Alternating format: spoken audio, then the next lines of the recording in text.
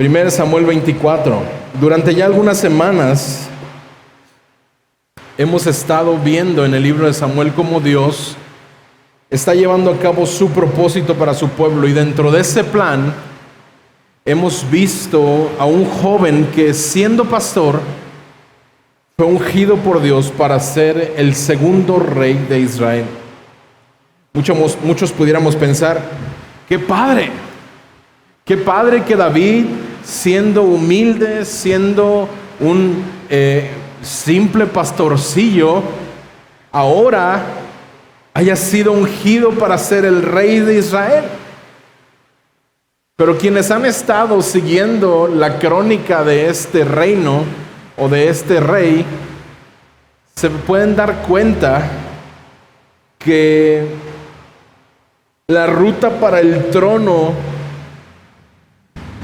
de David, la ruta para el trono en David, ha estado llena de adversidades, llena de circunstancias difíciles. El actuar de el rey Saúl, quien había sido ya desechado como rey, comenzó a ver en David una amenaza para su reinado y comenzó a perseguirle con la intención de matarle. Y Saúl, en esta paranoia en la cual estaba viviendo, arma toda una cacería en contra de David y le persigue. Y la semana pasada veíamos cómo este Saúl había armado todo un ejército para ir y acabar con David. Y vimos también cómo el Señor guardó de manera providencial la vida de su ungido David, al permitir que los filisteos hicieran una incursión en el territorio de Israel, por lo cual Saúl tuvo que desviar su camino e ir y luchar en contra de estos filisteos. Por lo tanto, David pudo escapar. Pero el día de hoy nuestro pasaje nos llevará a entender que quienes han depositado verdaderamente su confianza y su corazón en Dios serán guiados por Él en sus decisiones y en sus acciones. Así que hoy, el día de hoy, nuestro pasaje continúa en el desierto. David estaba en el desierto y nuestro pasaje el día de hoy comienza en el desierto. ¿Cuántos sienten el calor de ese desierto? David se había resguardado en las cavernas. Si le pueden bajar poquitito, porque se está viciando. David se había resguardado en las cuevas de este desierto.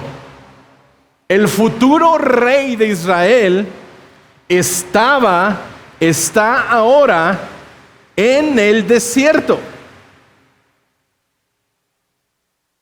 Este rey prometido, este rey que el Señor había ungido, ahora está en el desierto. Y está acompañado junto con un grupo de hombres con antecedentes un tanto particulares o un tanto peculiares. Hombres de primera clase. Algunos de ellos, lo vimos la semana pasada, estaban en apuros, otros estaban endeudados y algunos otros descontentos. Puro top, puro hombre de primera clase, acompañaba a David. Pero mira lo que sucede en el desierto. Fíjate lo que está por suceder a continuación, versículo 1. 1 Samuel 24, versículo 1.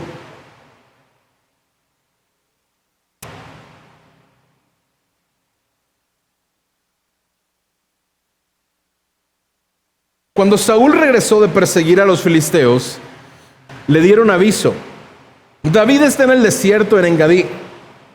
Entonces Saúl tomó de todo Israel 3,000 hombres escogidos y fue en busca de David y de sus hombres por los peñascos de las cabras monteses. Antes de continuar, vamos a pedirle al Señor que nos guíe, que nos lleve a través de este pasaje. Padre, estamos en tu palabra. Nos hemos acercado a ella y te pedimos, Señor, que la utilices para que nuestros corazones puedan ser direccionados a ti. Te pedimos, Padre, que puedas hablar a nuestra vida, Señor. Que tu palabra pueda traer convicciones a nuestro corazón y pueda llevarnos, Dios, a comprender tu propósito y a que podamos descansar en él, Señor. Ayúdanos a confiarlo. Te lo pedimos a través de Cristo Jesús y de tu palabra, Señor. Amén. David había ido a un lugar escabroso para esconderse. Este desierto en Engadí resultó ser un lugar donde David estaba escondiéndose, donde él estaba encontrando el resguardo para su vida. Y resultó que Saúl siguió buscándole con un ejército de 3,000 hombres, mientras que, por lo que sabemos, David solamente contaba con 600 hombres. Lo vimos la semana pasada. ¿Te puedes imaginar la diferencia que había? Por cada uno de los hombres de David había 5 hombres por parte de Saúl. 3,000 contra 600. Y el versículo 3 nos dice que llegó Saúl a unos rediles de ovejas en el camino donde había una cueva, y que entró en ellos para hacer sus necesidades. David y sus hombres estaban sentados en los rincones de la cueva. Así que David estaba escondido en la cueva junto con sus hombres, siendo superados 5-1 por los hombres de Saúl. Y mientras estaban en esta búsqueda, Saúl entra a la cueva donde está David. Pero Saúl no sabe que David está ahí. Saúl no sabe que 600 hombres más están ahí. Y lo curioso y chistoso de esta historia es que dice que Saúl entró a esa cueva a hacer sus necesidades. Saúl les dice a sus hombres: ¿saben qué? Ahorita vengo, voy a donde el rey va solo. Ahí nació el dicho. Bueno, no se crean, no es cierto. Pero este hombre llega a este lugar. Saúl entra a esta cueva. No sabemos cuál era esa necesidad que tenía que atender. Digamos que estaba atendiendo un asunto privado, donde nadie más podía estar más que él. Curiosamente, había 601 hombres juntamente con él en esa cueva. Ahora, ¿te imaginas esa escena en donde al mismo tiempo David y 600 hombres están en esta cueva y están viendo a Saúl sin su guardia personal? 600-1. Ya no eran 5-1, ahora eran 600-1. Saúl estaba completamente vulnerable, estaba expuesto. Saúl estaba sin su guardia personal. Saúl hasta este momento había estado a la ofensiva cazando a David, pero ahora por primera vez Saúl está vulnerable en medio de la oscuridad de esta cueva, en donde 601 personas están dispuestas y listas para acabar en contra de él. Saúl está expuesto totalmente a un ataque de estos hombres. Y fíjate lo que sucede. Los hombres de David, versículo 4, le dijeron: mira, este es el día que el Señor te habló. Bueno, no le estaban gritando, ¿verdad? Porque estaban en la cueva, no querían ser descubiertos, ¿verdad? Pero imagínatelos, ¿no? No puedo hablar así suavecito. Pero le dicen: mira, este es el día que el Señor te habló. Voy a entregar a tu enemigo en tu mano y harás con él como bien te parezca. Entonces David se levantó y ¿qué dice? No te escuché, ¿qué dice?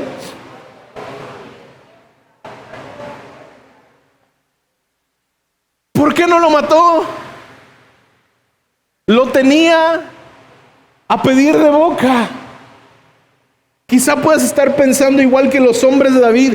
Esta era la mejor oportunidad que David tenía para vengarse de Saúl, poner fin a la persecución y tomar el trono que el Señor le había prometido y por lo cual ya había sido ungido. Después de todo, Saúl había intentado matarlo ya en diferentes ocasiones. Saúl le aventó la lanza, mandó hombres a matarlo. Acababa de matar hacía unos días a 80 y tantos sacerdotes por haber ayudado a David. Todo apuntaría, como dijeran los hombres de David, todo parecía indicar que el Señor se lo estaba poniendo, entregándoselo en sus manos. Parecía una señal de Dios, parecía ser la voluntad de Dios que Saúl muriera en esa cueva y que David acabara con él. Y ciertamente hubiera sido muy fácil para David haber tomado la justicia por sus propias manos, y sus hombres lo estaban animando a que así lo hiciera. Incluso podía haber apelado a Éxodo 21, versículos 23 al 25. Van a aparecer ahí en pantalla. Éxodo 21, versículos del 23 al 25. Es esta ley conocida como la ley del talión. Dice Éxodo 21, versículo 23: pero si hubiera algún otro daño, entonces pondrás como castigo vida por vida, ojo por ojo, diente por diente, mano por mano, pie por pie, quemadura por quemadura, herida por herida, golpe por golpe. David pudo haber pensado: Saúl quiere quitarme la vida, entonces yo puedo matarlo. El vengarse para David estaba en ese momento a pedir de boca. Lo tenía en ese momento, es decir, le era muy fácil. Esta no era una coincidencia, algún propósito había para esto. ¿Y qué fue lo que sucedió? ¿Cómo fue que David actuó? Lo acabamos de leer. Podemos imaginarnos a David en esa cueva acercándose silenciosamente al rey Saúl.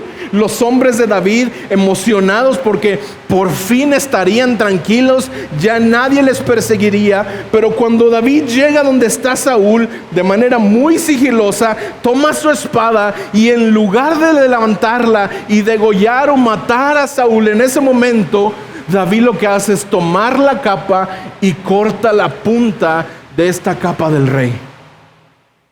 David no clavó su espada en Saúl, no lo golpeó, no le hizo sino solamente cortar su capa, e inmediatamente se repliega.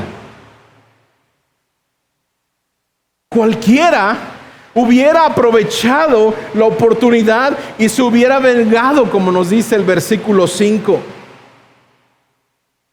Cualquiera hubiera tomado la oportunidad y hubiera aprovechado para vengarse. ¿Cuántas veces nosotros, en medio de nuestra aflicción, en medio de nuestra desesperación, en medio de las circunstancias que estamos atravesando, se nos presenta una oportunidad así como que ¡wow! Y creemos y decimos: ¿es de Dios? ¿No te ha pasado así que por ejemplo, andas así medio corto de feria y de repente vas al súper y llevas así tu feriecita pues muy como a limitadona, y llegas al súper y pagas y la cajera te regresa más de lo que le habías dado? Tú le pagaste con uno de 20 y te dio cambio como si le hubieras pagado con uno de 500. ¿No te ha pasado eso? A mí sí me ha pasado, la verdad. E inmediatamente tú dices: wow, esto es de Dios, ¿verdad? Pareciera que el Señor está proveyendo para mi necesidad. El Señor está trayendo una salida para mi circunstancia en este momento. Señor, tú eres bien bueno, gracias. Pareciera que este era el momento en el cual David estaba ahí. Y muchos de nosotros a veces vemos este tipo de circunstancias como justificables o como una señal de parte de Dios en medio de la circunstancia en la que estamos viviendo.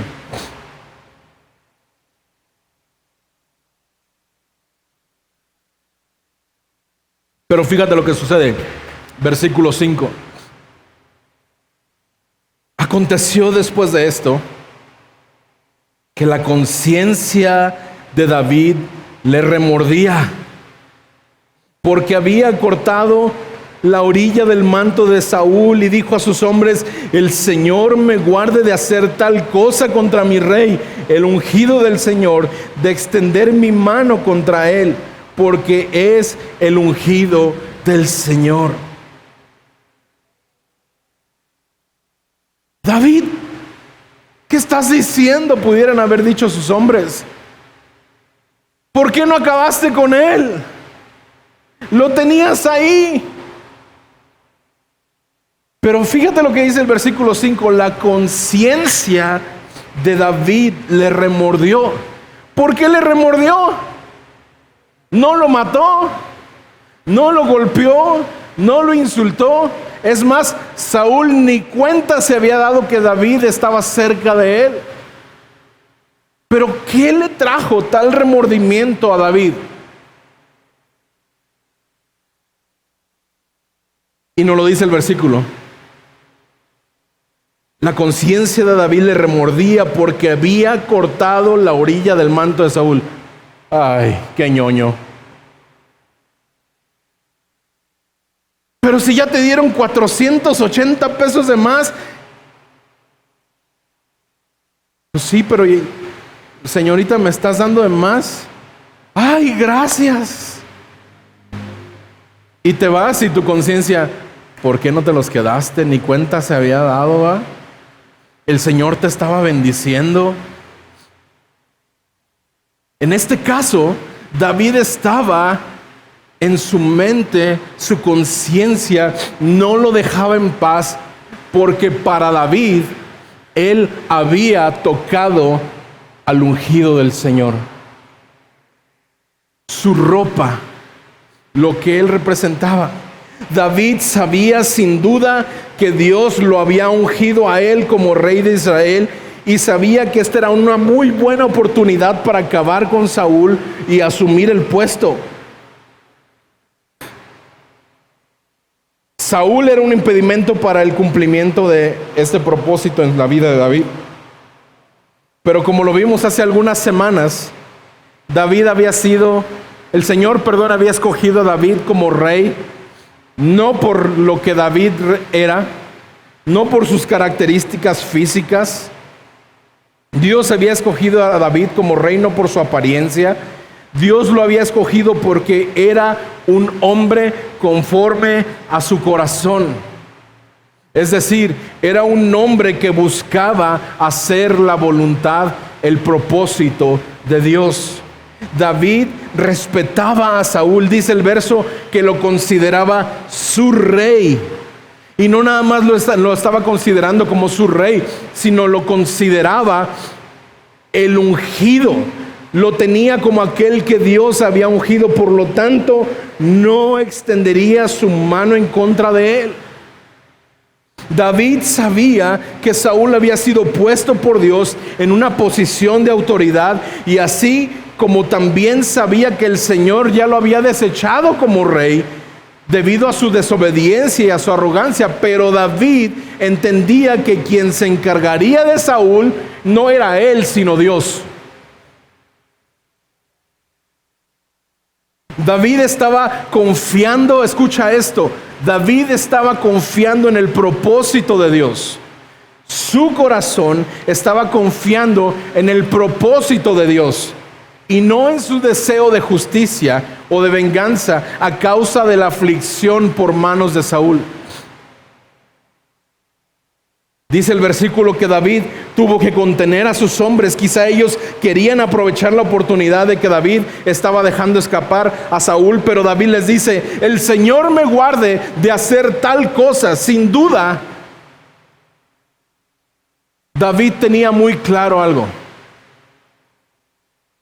David tenía claro que Saúl era un líder. Y sí, sin duda, Saúl era un líder dañado y corrupto y orgulloso. Sin embargo, estaba en las manos de Dios el quitarlo.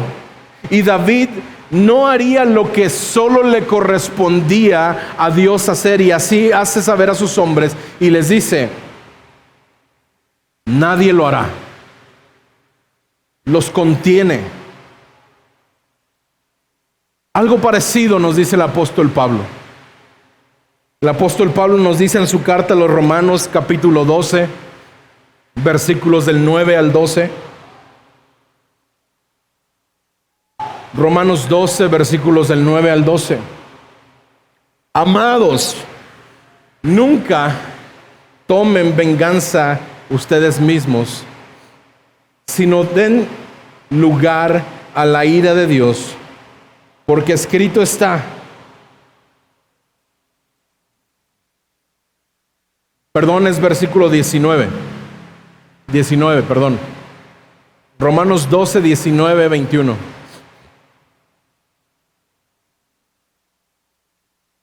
Amados, nunca tomen venganza ustedes, sino den lugar a la ira de Dios. Porque escrito está: mía es la venganza, yo pagaré, dice el Señor. Pero si tu enemigo tiene hambre, dale de comer. Y si tiene sed, dale de beber. Porque haciendo esto, carbones encendidos amontonarás sobre su cabeza. No seas vencido por el mal, sino vence el mal con el bien. Cuando tú y yo tratamos de obtener justicia con nuestras propias manos, ya no estamos viviendo por la fe. Cuando tú y yo tratamos de encontrarle respuesta o tratamos de dar solución a las circunstancias que estamos atravesando sin confiar en el Señor, estamos no dando lugar a la fe. Ya no estamos viviendo ya no estamos viviendo por la fe, sino que, es más, ya no estamos confiando en Dios. Lo que estamos haciendo o estamos diciendo es: Señor, no puedo confiar en ti porque no puedo confiar en que tú vas a actuar en este asunto de la manera en que yo creo o quiero que sea tratado. Por lo tanto, lo voy a resolver por mí mismo. Voy a hacer lo que yo creo que se debe hacer en medio de estas circunstancias que estoy viviendo. Dios estaba probando el corazón de David. Dios estaba probando a David de esta manera, entrenándolo quizá, pero sin duda lo que estaba sucediendo en este momento es que el corazón de David estaba siendo mostrado. Dios estaba tratando con el corazón y con el carácter de David. David estaba depositando verdaderamente su corazón y su confianza en Dios. Por lo tanto, su decisión y sus acciones estaban siendo guiadas por Dios. Lo voy a repetir. David estaba depositando verdaderamente su corazón y confianza en Dios. Por lo tanto, sus decisiones y sus acciones estaban siendo guiadas por Dios mismo. Nos dice el versículo 8. Después de esto, David se levantó, salió de la cueva y dio voces tras Saúl diciendo: mi señor y rey. Y cuando Saúl miró hacia atrás, David inclinó su rostro a tierra y se postró. ¿Te das cuenta con cuánto respeto se está dirigiendo David con aquel que quería matarlo? Le dice: mi señor, mi señor, mi rey. Y se postra. ¿Por qué David está haciendo esto si Saúl quería matarlo? Quizás Saúl no era la persona favorita de David en ese momento, pero como lo hemos visto, David respetaba la autoridad de Saúl como rey. David respetaba que hasta ese momento Saúl era el ungido del Señor. Y constantemente David nos hace ver que el Señor era el que estaba guiándolo en ese momento. Él dice, se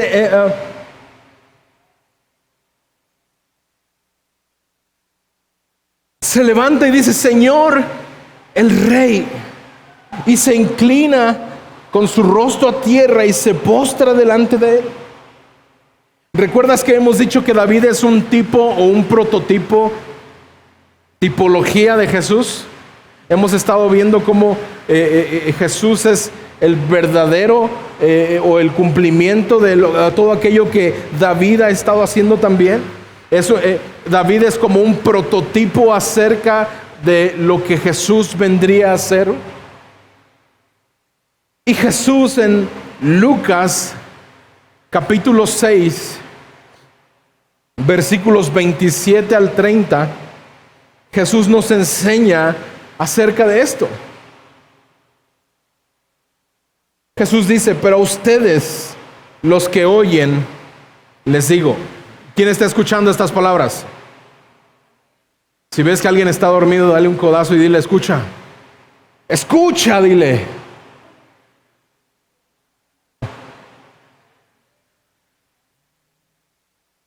Versículo 27, pero a ustedes los que oyen les digo, amen a sus enemigos, hagan bien a los que los aborrecen, bendigan a los que los maldicen, oren por los que los insultan. Al que te hiera en la mejilla, preséntale también la otra. Al que te quite la capa, no le niegues tampoco la túnica. A todo el que te pida, dale. Y al que te quite lo que es tuyo, ¿cuántos pueden decir qué complicado es eso, verdad? Uf.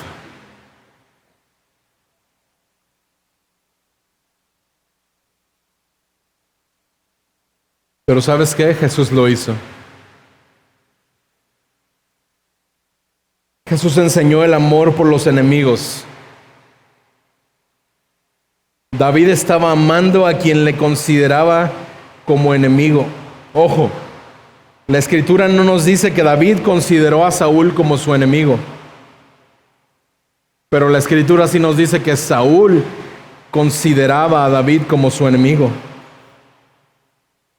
De igual manera, Jesús nos amó siendo sus enemigos. Mira cómo lo dice Romanos 5. Romanos 5, versículo 10. Porque si cuando éramos enemigos, dile a la persona que está a un lado de ti, eras enemigo. Si cuando éramos enemigos fuimos reconciliados con Dios por la muerte de su Hijo, mucho más, habiendo sido reconciliados, seremos salvos por su vida.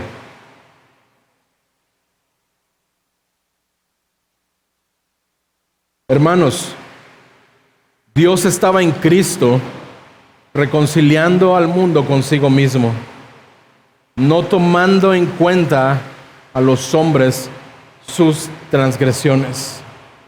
Este respeto por la vida del rey de parte de David no le impidió confrontar a Saúl. Sí lo respetó. Le estaba mostrando el respeto que el rey merecía porque era su autoridad. Pero este respeto por la vida del rey no impidió a David confrontar a Saúl y acusarlo de injusto y de perverso al momento de perseguirlo sin ninguna causa. Fíjate cómo lo dice, versículos 9 al 15. Y dijo David a Saúl: ¿por qué escucha usted las palabras de los hombres que dicen, mire que David procura su mal? Hoy han visto sus ojos que el Señor lo ha puesto en mis manos en la cueva en este día. Y algunos me dijeron que lo matara, pero mis ojos tuvieron piedad de usted y dije, no extenderé mi mano contra mi rey, porque es el ungido del Señor. Mire, Padre mío, mire la orilla de su manto en mi mano, puesto que corté la orilla de su manto y no lo maté. Reconozca y vea que no hay maldad ni rebelión en mis manos, y no he pecado contra usted, a pesar de que usted acecha mi vida para quitármela. Juzgue el Señor entre usted y yo, que el Señor me vengue de usted, pero mi mano no será contra usted. Como dice el proverbio de los antiguos, de los malos procede la maldad, pero mi mano no será contra usted. ¿Tras quién ha salido el rey de Israel? ¿A quién persigue? ¿A un perro muerto? ¿A una pulga? Sea el Señor juez y decida entre usted y yo, que Él vea y defienda mi causa y me libre de su mano. Wow. David estaba buscando demostrarle a Saúl su lealtad, su inocencia, su servicio, diciéndole: hoy tuve la oportunidad de acabar con tu vida, pero tuve piedad de ti y dije, no extenderé mi mano en contra de mi rey, porque es el ungido del Señor. Esta resistencia de David de acabar con la vida de Saúl por ser el ungido del Señor, hermanos, quiero que escuches esto.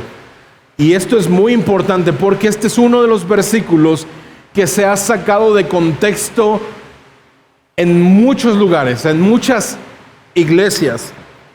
Muchos cristianos han interpretado este versículo de manera incorrecta. Utilizan este principio como un principio bíblico con referencia a los pastores y al liderazgo de la iglesia, diciendo que una vez que los pastores son ungidos del Señor, no se puede levantar la mano en contra de ellos, es decir, no se puede acusarlos, no se puede contradecirlos, no se puede cuestionarlos, criticarlos, y mucho menos ir en contra de la voluntad del pastor. Que si el pastor ya dijo algo, se debe de cumplir totalmente, ciegamente, no se debe de cuestionar, porque es el ungido del Señor. Pareciera como que si la unción del Señor funcionara como una especie de protección o de inmunidad o de afuero dado por Dios a sus ungidos, e incluso ir en contra de ellos sería como estar pecando o ir en contra del mismo Dios.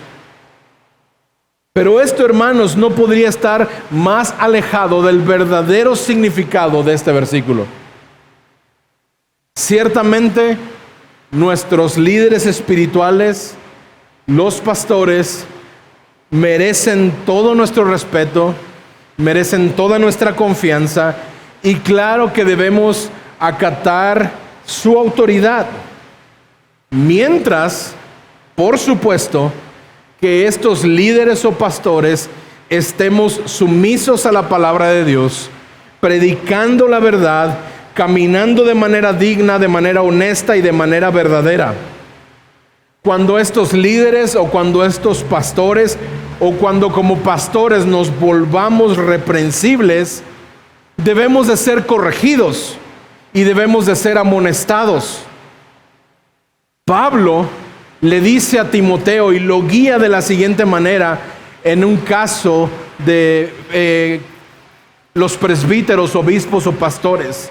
Fíjate lo que dice en 1 de Timoteo 5, versículos 17 al 20. Fíjate la instrucción que le da Pablo a Timoteo. 1 de Timoteo 5, versículo 17. los ancianos que gobiernen bien sean considerados dignos de doble honor, principalmente los que trabajan en la predicación y en la enseñanza.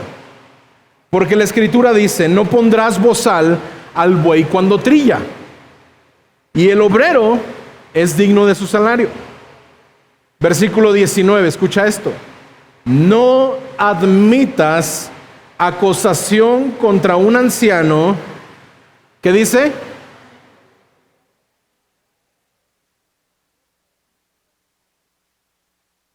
A los que continúen en pecado. ¿Qué dice?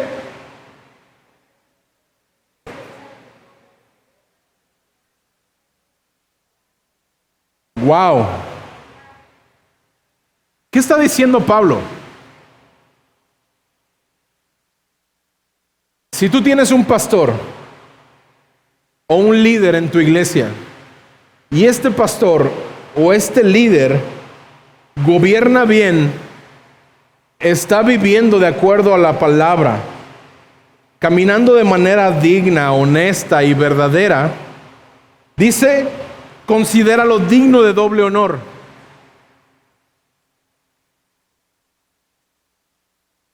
Pero si este líder o pastor está incurriendo en una falta o no está viviendo ordenadamente, dice: no admitas acusación en contra de él a menos de que haya 2 o más testigos. Y si continúa en pecado, dice, repréndelo en presencia de todos para que los demás tengan temor de pecar. Por lo tanto, vemos cómo David respetaba a Saúl, respetaba la autoridad que este hombre tenía. Pero este respeto que David tenía para con Saúl no impidió que David confrontara de manera humilde a Saúl. Si tú analizas el discurso de David, le está hablando de usted, le está hablando con respeto, le está hablando humildemente, está confrontando a Saúl con su pecado, con la esperanza de que Saúl cambie su corazón, y le está mostrando la evidencia de su pecado. Si tú recuerdas, 1 Samuel 15, 27 y 28, Samuel confronta también a Saúl por la dureza de su corazón, y termina diciéndole: cuando Samuel se volvía para irse, Saúl se asió del borde de su manto y éste se rasgó. Entonces, versículo 28, Samuel le dijo: hoy el Señor ha arrancado de ti el reino de Israel y lo ha dado a un prójimo tuyo que es mejor que tú. El Señor estaba reprendiendo a través de un hombre a un líder que estaba viviendo de manera obstinada en pecado, orgullosamente. Por lo tanto, ese hombre debía ser quitado y dado el liderazgo, dado el reino a un hombre que actuara de acuerdo a la voluntad del Señor. Por eso es que este versículo: no tocarás al ungido del Señor, está hablando de aquellos que están viviendo de acuerdo a la voluntad y el propósito del Señor. A quien no lo está haciendo, confronta su pecado, y si sigue pecando, dice: sea expuesto delante de todos para que los demás tengan temor de no pecar. En otras palabras, Saúl debió de haber recordado este incidente en el cual Samuel le estaba diciendo: el Señor te ha quitado como rey. Era inevitable que Saúl fuera juzgado y que perdería el trono. Pero este asunto era totalmente un asunto de Dios cumplirlo, y no era asunto de que nadie más tomara la justicia por propia mano. Por lo que David le dice, versículo 12, seguimos en 1 Samuel 24, 12. que el Señor juzgue entre nosotros. Tal vez, lo estoy leyendo en la Nueva Traducción Viviente, el Señor juzgue entre nosotros. Tal vez el Señor lo castigue por lo que intenta hacer, pero yo nunca le haré daño. Como dice el antiguo proverbio, de la gente malvada provienen las acciones malvadas. Así que puede estar seguro de que nunca le haré daño.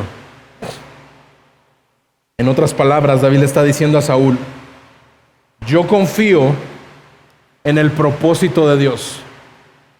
Confío en que Dios me librará de tu mano. Y en lugar de buscar una salida de esta prueba por propia cuenta, en sus fuerzas, David hizo lo más difícil. Confió en el propósito de Dios y en su justicia, en lugar de confiar en sí mismo. Escucha esto: depositó verdaderamente su corazón y confianza en Dios. Por lo tanto, estaba siendo guiado por Dios en sus decisiones y en sus acciones.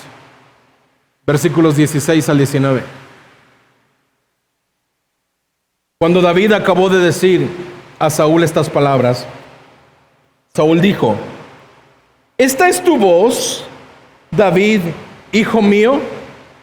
Entonces Saúl alzó su voz y lloró, y dijo a David: eres más justo que yo, porque tú me has tratado bien mientras que yo te he tratado con maldad. Tú has demostrado hoy que me has hecho bien, ya que el Señor me entregó en tu mano, y sin embargo no me diste muerte. Porque si un hombre halla a su enemigo, ¿lo dejará ir sano y salvo? Que el Señor, por tanto, te recompense con bien por lo que has hecho por mí hoy.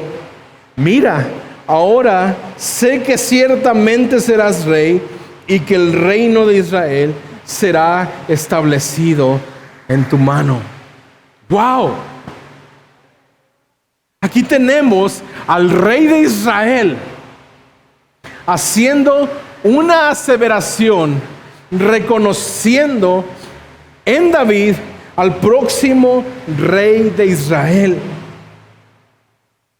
Un cambio de actitud en la vida de Saúl. Este cambio de actitud en Saúl fue enorme. Saúl entendió que David no quería hacerle mal como otros le decían. Al contrario, vio en David a un hombre justo. Saúl vio que David estaba haciéndole bien, pues a pesar de que el Señor lo había entregado en su mano, no causó daño alguno en contra de Saúl. David se negó a vengarse y a tomar justicia por su mano, y esto provocó un cambio en Saúl. Esto llevó a una reconciliación entre Saúl y David. Ahora Saúl estaba pidiéndole, no solamente reconociendo que David sería el próximo rey, sino ahora Saúl estaba pidiendo misericordia a David. Mira cómo lo dice versículos 21 y 22. Ahora pues, David, júrame por el Señor que no cortarás mi descendencia después de mí y que no borrarás mi nombre de la casa de mi padre. Y David se lo juró, y Saúl se fue a su casa, pero David y sus hombres subieron al refugio. Saúl no estaba impresionado solamente por lo que David había hecho, sino por lo que David era. David, el carácter de David, el corazón de David estaba siendo expuesto no solamente delante de Dios, sino ahora el rey Saúl estaba viendo el carácter de este hombre David y reconociendo que él sería ahora el próximo rey. Por lo tanto, pide misericordia, y esto le obliga a cambiar, por lo menos de manera temporal o momentánea. Y podemos darnos cuenta que David, actuando de manera precavida, dice que Saúl se fue a su casa. Pero David no se fue a su casa muy tranquilo como si nada hubiera sucedido. David ya había experimentado este arrepentimiento de parte de Saúl. ¿Te acuerdas aquella vez donde Jonatán le dijo, mi padre dice que no va a hacer nada en contra de ti? Y David se va y nuevamente le comienza a servir y aquel toma la lanza y se la vuelve a lanzar. David dijo ahora, conozco ahora quién eres. Ahora actuó sabiamente y que dice, él y sus hombres se fueron al refugio. Se fueron y se refugiaron. Saúl cambió de pensamiento, por lo menos temporal o momentáneamente. Unos minutos atrás habíamos leído acerca de Romanos 5:10. Pero mira lo que dicen los versículos del 6 al 11. Romanos 5, versículos del 6 al 11. Estamos por terminar. Porque mientras aún éramos débiles, dice el versículo 6, a su tiempo Cristo murió por los impíos.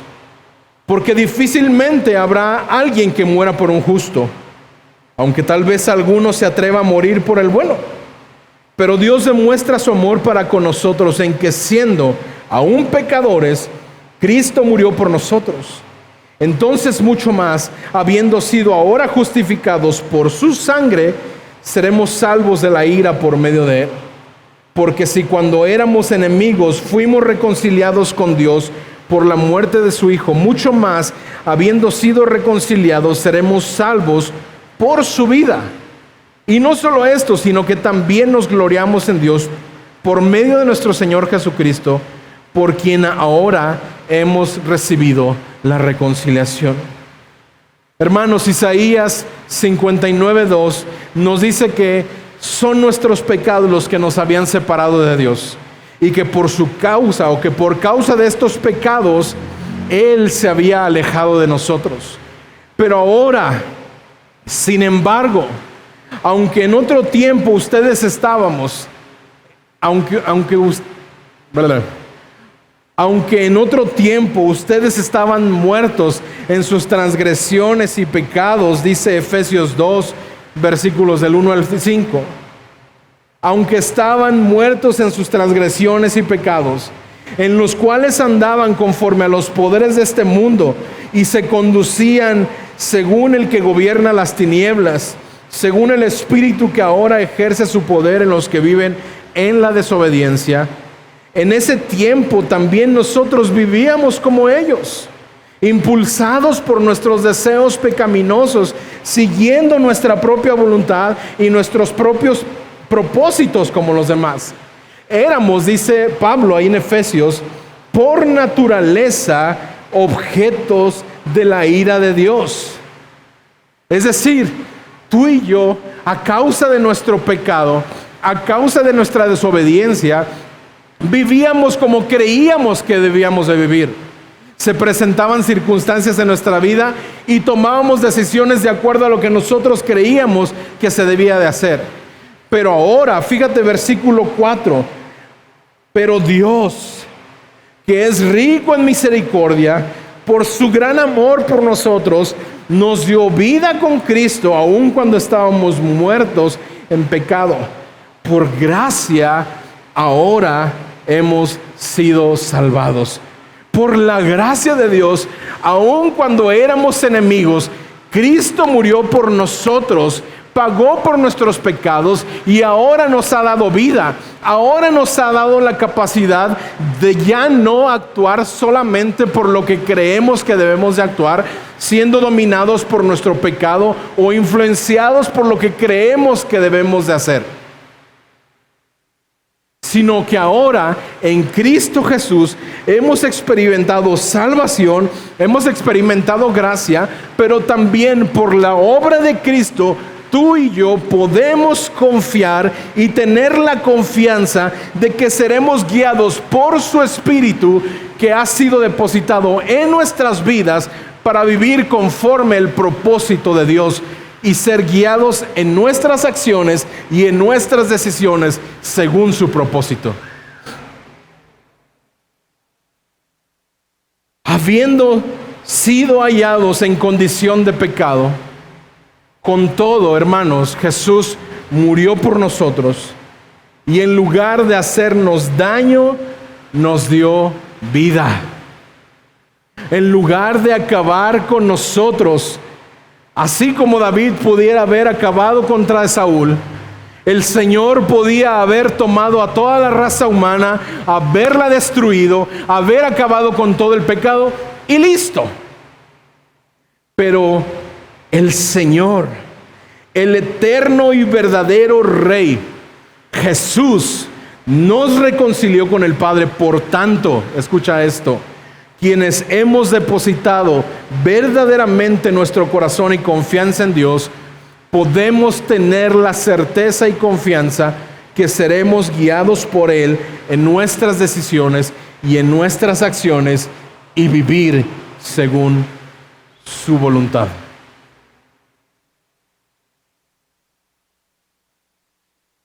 Ponte en pie, por favor. Inclina tu rostro.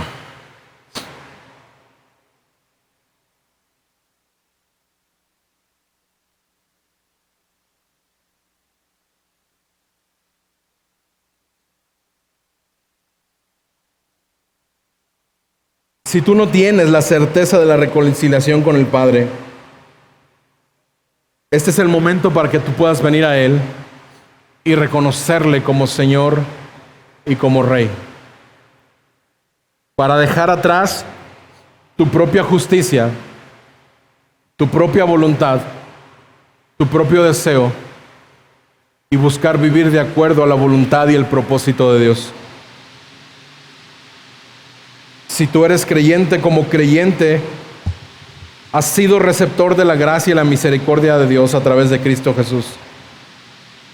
Por lo tanto, se nos ha sido demandado mostrar misericordia, gracia y perdón hacia aquellos que han ofendido o nos han dañado, aun si tuviéramos la oportunidad de vengarnos de ellos.